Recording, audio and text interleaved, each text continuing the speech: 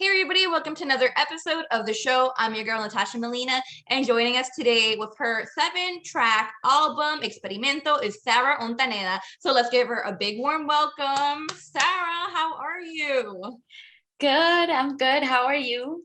I'm doing so great, thank you. Just so excited to have you here to talk about your new music and your very distinct sound, because I've been hearing your album since its release, and it's unlike most music today, which is always so refreshing. You have like a really amazing indie pop sound going on for you, and we definitely need to know where this came from. Talk to us a little bit about that. So I love so many genres of music. Like I'm a really big fan of music in general. So I think it's just influences from everything that I grew up listening to. I grew up listening to, music in Spanish and like pop music, Laura Pausini, Madonna. And then also I have like the Brazilian music that my parents really liked, and then the classic rock. And so it's just like a mix of everything. A mix of so much amazing music, because everybody in every genre you just mentioned there all are very like near and dear to my heart. I'm also a big music lover, so I can vibe with anything, which is why we are vibing so hard with Experimento. And now to dive in a little bit more about this 7-track album, let's talk a little bit about it. And first things first, the main track is also by the same title, Experimento. I loved it so much because it's so unique, it's so creative, it's got like an 80s sound to it, and I need to know where this concept came from for you. So I wanted to do something different with this album. I didn't want to just kind of stick to the same like singer-songwriter acoustic thing that I was doing before. So I was just in like a really creative mindset when I was working on it, and I was experimenting with sounds in my home studio. And then I showed these demos to my brother, who's the producer of the album. His name is Sebastian. And he's like, yeah, I like this like line. It reminds me like of this like 80s synth music. So he's like, why don't we just explore that some more? And so he just added more sounds to it, and the sound evolved. And Experimento, the song, is the one that's like the most 80s. And so just inspired by that, came the music video with the dancing and like the tights, the kind of flash dance retro look. And so, yeah, that was the inspiration. I was gonna get into talking about that music video because again, it's so incredible, so different. I was thinking like, yeah, flash dance or dirty dancing or a little bit of a combination of both, and I absolutely loved it. Like from the hair to the wardrobe, and it just looked like it was so much fun to film with all the choreography going on. Can you tell us a little bit about how filming was? It was really fun. It was exhausting because I remember doing the dance like back to back 15 times. And I was just like sweating because all the windows were closed, So it was exhausting, but it was really fun. I worked with an awesome videographer. His name is Derek Cianort. And then my friend in Ecuador, Genesis Castillo, she edited the video and she gave it all like the filmy look, like the vintage vibe. And yeah, it was really fun. It was nice. It was different for me because like I usually don't dance in my videos. So just like learning the choreography, practicing every day to the music, and then I would film myself with my phone, and then I would like critique it, and I would send it to my mom and my sister also so they can give me feedback. And so just doing all the work, it was like a whole month thing. So it was amazing when it came out. It was really rewarding. I'm so glad that you had that experience. And let me just tell you, since it's so different for you, that you absolutely killed it. So that 1 month and the 15 takes back to back, it definitely paid off. It really Thank did. you. Thank you so much. It's my pleasure. So I'm curious to know if you have a favorite track off of the album. I know it's a hard question.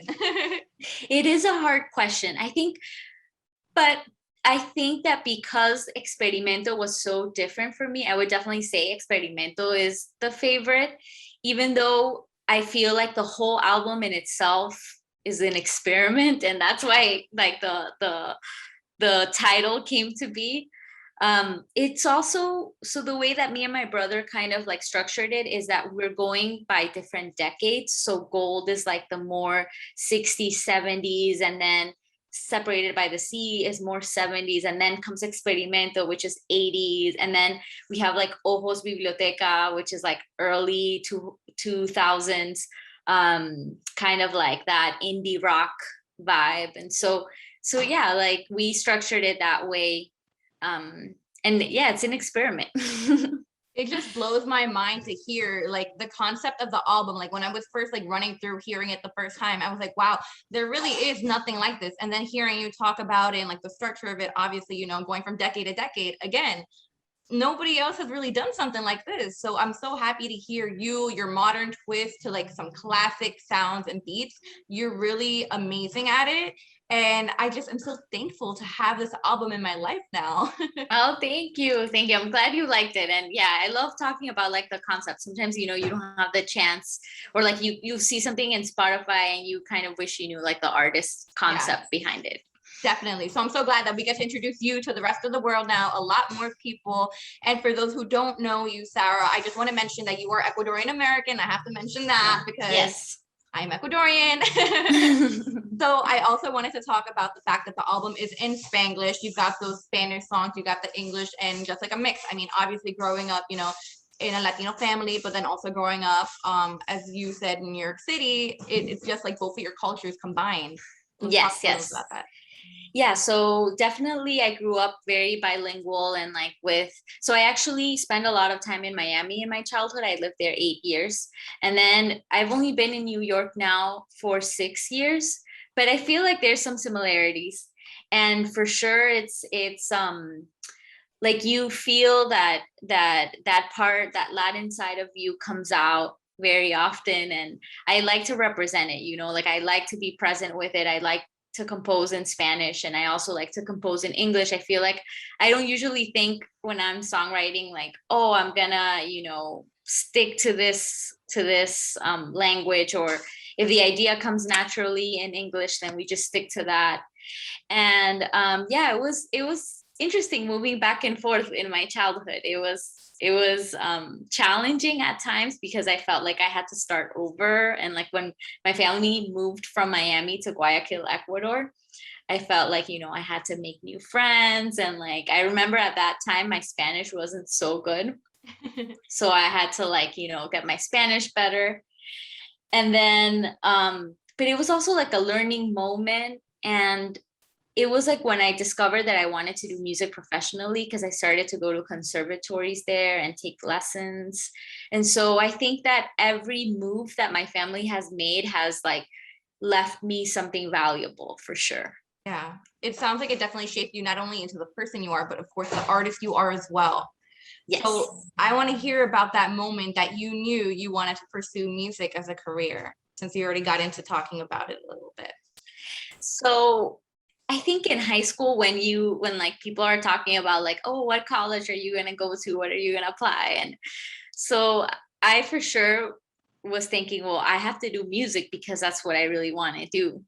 I did have my moments of like, I was scared to tell my parents and like, how would they react? But they were actually super supportive. And I think just from watching me since I was little, just always do all the like school shows and like the piano recitals, and they just knew that I dedicated so much time to it anyway that they were like, yeah, okay, yeah, study music and, you know, get ready for your audition. And so I auditioned to Berklee College of Music, and yeah, I got in 2009 and I was there for 4 years, did my whole undergrad there. So it's amazing. They probably knew even before you knew that you wanted to be an artist and pursue music. I mean, again, having them see you from a little girl playing piano and everything, they must have known. They must have known what was coming for sure. yeah, I think they knew. Yes. I love that you embrace, again, I just want to mention, I love that you embrace, you know, both sides of you, the Latino, and then also growing up in America, and then growing up in Miami, growing up in New York as well, and then you bring it all together. And then you also, you put your family on, and then also Ecuadorians. Like behind this incredible project, Experimento is a team of, you know, just puro Ecuadorianos. Yeah. Your yes. brother, of course. And then it was not only, you know, produced by your brother, it was also produced in Ecuador and then Yes. engineered by an Ecuadorian as well. So I just wanted to give a quick shout out to the team behind this amazing project, because they deserve it just as much as you. You guys really killed the project, and we just cannot wait to hear more from you, Sara. Thank you so much. Yeah, the team was amazing. So Sara Ontaneda is the producer. my brother. And then Juan Pablo Rivas, he mastered the album. He's based in Quito, actually.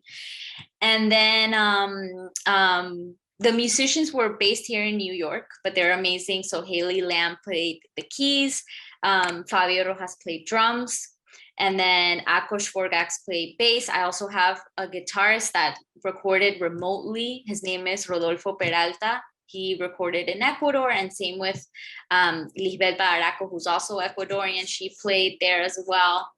And then in the music video, Derek is based here, Derek Cianork. And then my friend who edited the video is Genesis Castillo, and she's based in Ecuador. So yeah, there's a lot of Ecuadorian power behind the whole production. Yes. And awesome. Yeah, it was super awesome. Talented people.